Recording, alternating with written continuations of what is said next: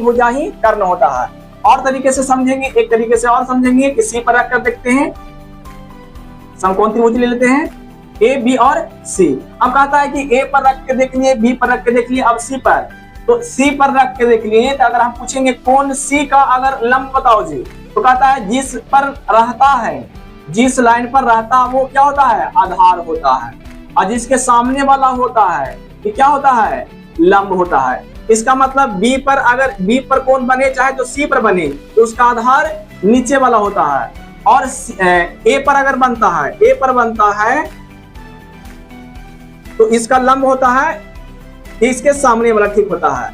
और इस पर भी सेम टू सेम वही है, अगर बी और सी पर कोण बनता तो इसका आधार ए और इसके सामने वाला लंब होता है, ठीक है।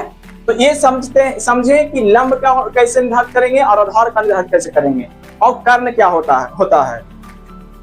अब इसको समझेंगे कि जो त्रिकोणमिति है उसमें उसके कितने फलन होते हैं, कौन कौन से फलन होते हैं उसको जानेंगे, और उसके पूरे नाम को जानेंगे, और उसके बाद कौन कौन से टाइप के फॉर्मूले होते हैं उसको बेहतरीन तरीके से समझेंगे। तो चलिए इसको समझते हैं कि इसके फलन कितने होते हैं। तो देखिए त्रिकोणमिति है, त्रिकोणमिति में टोटल 6 फलन होते हैं। कौन कौन होते हैं जी, तो पहला होता है साइन, है ना, साइन। दूसरा होता है कॉस, तीसरा होता है टैन, कॉट और सेक, और होता है कौसेक।